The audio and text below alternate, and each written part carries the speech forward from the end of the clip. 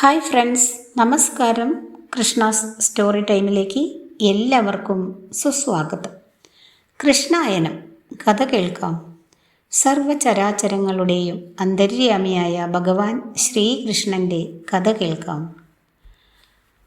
എല്ലാവർക്കും ശ്രീകൃഷ്ണ ഭഗവാന്റെ അനുഗ്രഹാശിസ്സുകൾ ഉണ്ടാകട്ടെ എന്ന് പ്രാർത്ഥിക്കുന്നു. കൃഷ്ണായനം കേൾക്കുന്ന എല്ലാവർക്കും ഹൃദയത്തിൽ നിന്നും നന്ദി. കൃഷ്ണായനം എന്ന ഈ പുസ്തകത്തിൻ്റെ രചയിതാവ് തുളസി കോട്ടുക്കൽ, പബ്ലിഷേഴ്സ് ഹരിശ്രീ ബുക്സ്, പുനലൂർ. ഓഡിയോ കൃഷ്ണകുമാരി.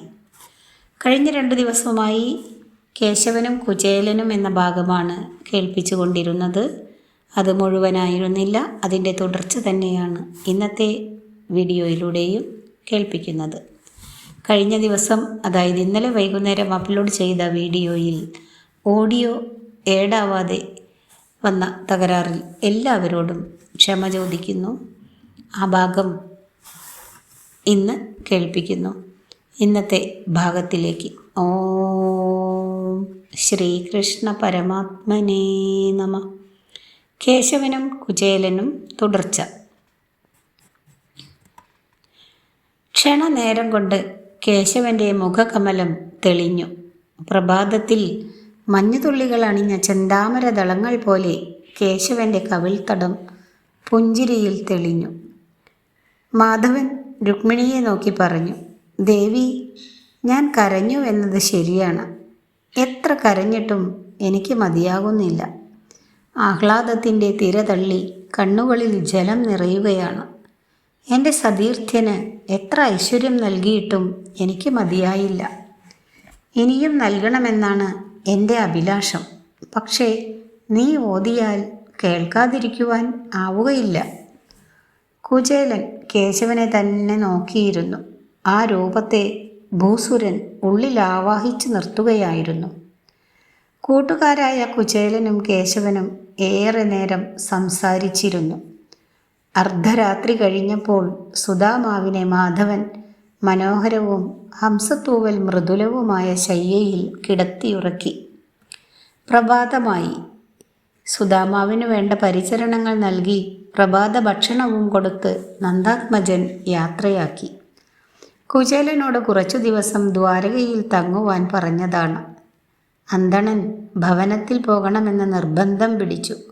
കേശവൻ നിൽക്കുവാൻ നിർബന്ധിച്ചില്ല. പോകുമ്പോൾ ഇത്രമാത്രം പറഞ്ഞു, ആകട്ടെ, പോയി സുഖമായി ജീവിക്കൂ. ഇനിയും വരണം. ഈ പഴയ കൂട്ടുകാരനെ മറക്കരുത്. കമലനേത്രൻ യാത്രാനുമതി നൽകി. ദ്വാരകയിൽ എത്തിയതിനു ശേഷം കുടുംബകാര്യങ്ങളെക്കുറിച്ചുള്ള യാതൊരു ചിന്തയും കുചേലൻ്റെ ഹൃദയത്തിൽ കടന്നില്ല.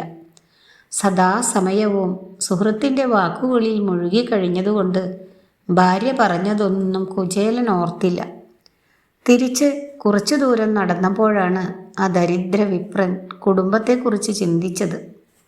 ദൈവമേ, പത്നിയോട് എന്ത് സമാധാനം പറയും? ഞാൻ എന്തെങ്കിലും കൊണ്ടു ചെല്ലുമെന്ന് വിചാരിച്ച് വഴിക്കണ്ണും പാർത്തിരിക്കുകയാണ് അവൾ. ഭഗവാനേ, നിന്നോടൊന്നും ഞാൻ ചോദിച്ചില്ല. കേശവ, ഞാൻ എന്തു സമാധാനം പറയും? ദാരിദ്ര്യത്തെക്കുറിച്ച് പറയുവാൻ എനിക്കൊരവസരവും ലഭിച്ചില്ല. ഒന്നും പറയാതെ ഞാൻ എങ്ങനെ അർത്ഥം ചോദിക്കും? ഞാൻ എന്താണ് കാട്ടിയത്? കേശവൻ്റെ കൊട്ടാരം കണ്ടു, അദ്ദേഹത്തെ കണ്ടു, സൽക്കാരം സ്വീകരിച്ചു, പള്ളിമെത്തയിൽ കിടന്നുറങ്ങി. രാവിലെ ഇങ്ങോട്ട് തിരിച്ചു പോന്നു.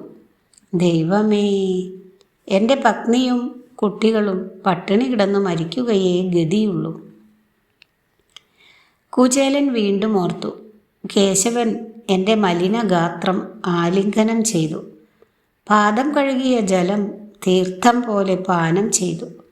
താലവൃന്ദമെടുത്ത് പിടിച്ചതും വെഞ്ചാമരം കൊണ്ടെന്നെ പരിചരിച്ചതും കേശവ പത്നിമാരാണല്ലോ. ഞാനൊരു മഹാനാണെന്ന് അദ്ദേഹത്തിന് തോന്നിയിരിക്കണം. അങ്ങനെയുള്ള അദ്ദേഹത്തിനോട് എൻ്റെ കഷ്ടപ്പാടുകൾ എങ്ങനെയാണ് പറയുന്നത്? ഏതായാലും ഞാൻ ഒന്നും ചോദിച്ചില്ല. ചോദിച്ചെങ്കിൽ അദ്ദേഹം എനിക്ക് ധനം തരുമായിരുന്നു. പക്ഷേ കുചേലൻ്റെ ചിന്ത പെട്ടെന്നു നിന്നു. ഇത്രയും ശ്രേഷ്ഠനായ സുഹൃത്തിനോട് ധനം ചോദിക്കാതിരുന്നതാണ് നന്മയുടെ വഴിയെന്ന് ഭൂസുരൻ ഉറച്ചു. ഏതായാലും എനിക്ക് വേണ്ടതുപോലെ അദ്ദേഹം സ്നേഹം തന്നു, അത് മതി. അത്രയും വില വേറൊന്നിനുമില്ലല്ലോ. ഇത്തരം ചിന്തകളുമായി കുചേലൻ സ്വഭവനത്തിലേക്ക് മന്ദം മന്ദം നടന്നു. ചിന്തയിലായിരുന്നതുകൊണ്ട് എത്ര ദൂരം നടന്നുവെന്ന് കുചേലൻ അറിഞ്ഞില്ല. സ്വഭവനത്തിനു മുന്നിൽ എത്തിയിട്ടും സുധാമാവ് ചിന്തയിൽ തന്നെയായിരുന്നു. ഒരത്ഭുത ശക്തി കൊണ്ടെന്ന പോലെ കുചേലൻ ചിന്ത പൊലിഞ്ഞു നിന്നു. സുധാമാവ് അവിടെ ആകെ നോക്കി. എന്തൊരു മാറ്റം! ഐശ്വര്യത്തിൻ്റെ നിറദീപങ്ങൾ അവിടെ കത്തി നിന്നു. മണിമാളികകൾ, ഗോപുരങ്ങൾ, മനോഹരമായ മന്ദിരങ്ങൾ, കോട്ടമതിലുകൾ, ഉപവനങ്ങൾ, സർവ ഐശ്വര്യവും തികഞ്ഞ ഒരത്ഭുത ദേവനഗരം ഇതാ മുമ്പിൽ വിളങ്ങി നിൽക്കുന്നു. എനിക്ക് വഴി തെറ്റിയിരിക്കുന്നു. ആലോചിച്ച് നടന്നതുകൊണ്ട് വഴി മാറിയതറിഞ്ഞില്ല. ഞാൻ വീണ്ടും ദ്വാരകയിലെത്തിയിരിക്കുന്നു. പക്ഷേ കേശവൻ്റെ കൊടിക്കൂറകൾ കാണുന്നില്ല, പട്ടാളക്കാരെയും കാണുന്നില്ല. ഇത് ദ്വാരകയല്ലെങ്കിൽ പിന്നെ ഏതു നഗരമാണ്? ഇങ്ങനെ സംശയിച്ച് നാലുപാടും കുചേലൻ നോക്കിയപ്പോൾ നിരവധി തോഴിമാരാൽ അനുഗതയായി ഒരു യോഷാരത്നം ഭൂസുരൻ്റെ സമീപത്തേക്ക് വന്നു. അവർ അടുത്തെത്തിയപ്പോൾ കുചേലൻ അമ്പരന്നു. ആ വരുന്നത് തൻ്റെ പത്നിയാണല്ലോ. ഇത്രയും നല്ല വസ്ത്രങ്ങളും ആഭരണങ്ങളും ഈ ഭവനങ്ങളും കേശവൻ തനിക്ക് തന്നതാണോ? കുചേലൻ അത്ഭുതസ്തബ്ധനായി. കേശവ, പ്രിയപ്പെട്ട കൂട്ടുകാരാ, എന്തൊരു മായയാണ് നീ പ്രയോഗിച്ചിരിക്കുന്നത്. എന്നെ നീ കളിപ്പിച്ചല്ലോ. പ്രിയ സഖാവേ, ഇതാണോ നീ എനിക്ക് ഒന്നും തരാതിരുന്നത്? ഇങ്ങനെ പറഞ്ഞ് കണ്ണുനീരൊഴുക്കി കുചേലൻ ഭൂമിയിൽ കമിഴ്ന്നു കിടന്നു. ദ്വാരകയുടെ ചുറ്റും താളത്തിൽ അലയിടുന്ന സമുദ്രത്തിൻ്റെ ശബ്ദം കുചേലൻ കേട്ടു. മണ്ണിൽ അമർന്നു കിടന്ന് കേശവനെ ഹൃദയം തുറന്ന് പ്രാർത്ഥിക്കുന്ന കുചേലനെ ഭാര്യ എഴുന്നേൽപ്പിച്ചു. പതിവ്രതയായ ആ യോഷാരത്നം ഭർത്താവിൻ്റെ പാദത്തിൽ നമസ്കരിച്ചു.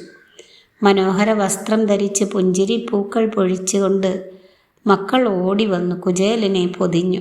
കുചേല പത്നി പറഞ്ഞു, വരൂ, അങ്ങ് സംഭാവന ചെയ്ത ഈ മാളികയിലേക്ക് വരൂ. അങ്ങയുടെ ഭക്തിയിൽ പ്രസാദിച്ച കേശവൻ തന്ന ഈ മാളികയിലേക്ക് അങ്ങ് വരൂ. ദേവാ, ഭക്തിയാണ് ലോകത്തിലെ ഏറ്റവും പ്രധാനമെന്ന് അങ്ങ് തെളിയിച്ചു. കുചേലൻ പറഞ്ഞു, നാഥേ, ഞാൻ എല്ലാ സുഖവും അനുഭവിച്ച പരമഭാഗ്യവാനാണ്. എൻ്റെ സതീർത്ഥ്യനെ ഞാൻ കണ്ടു. പീലി തിരുമുടി ദർശിച്ചു. മന്ദസ്മിതം തുളുമ്പുന്ന ചെന്താമര വദനം ഞാൻ ദർശിച്ചു. വനമാല കണ്ടു. ശ്രീവത്സാങ്കിതമായ തിരുവക്ഷസ്സു കണ്ടു. കണ്ണാടിക്കവിളുകളിൽ മിന്നുന്ന മകരകുണ്ടലങ്ങൾ കണ്ടു. പീതാംബരം ചുറ്റിയെടുത്തിരിക്കുന്നത് കണ്ടു. പ്രിയേ, എന്നെ അദ്ദേഹം ഉപചരിച്ചു. മധുരഫലങ്ങൾ രുചി പറഞ്ഞ് ഭുജിപ്പിച്ചു. എൻ്റെ കൂട്ടുകാരൻ സ്വന്തം ശയ്യയിൽ എന്നെ ഉറക്കി. എന്നെപ്പോലെ ഭാഗ്യവാൻ ആരുണ്ട്? എന്നെപ്പോലെ പുണ്യം ചെയ്തവൻ ആരുണ്ട്? എൻ്റെ സഖാവ് എനിക്ക് വേണ്ടതെല്ലാം തന്നു. നാഥേ, നീയാണ് പുണ്യവതി. നീ പറയാതിരുന്നെങ്കിൽ ഞാൻ പോകുമായിരുന്നില്ല. കുചേലനെ പത്നി മണിയറയിൽ കൊണ്ടിരുത്തി ശീതോപചാരങ്ങൾ ചെയ്തു. ഭക്തിപൂർവം നിന്ന ആ യോഷാമണി പറഞ്ഞു, ദേവാ, അങ്ങ് ദ്വാരകയിലെത്തിയ ദിവസമായിരിക്കണം. അന്ന് സായാഹ്നത്തിൽ ഞാനും കുഞ്ഞുങ്ങളും ഭിക്ഷ തെണ്ടി ഇവിടെ എത്തിയതേ ഉള്ളൂ.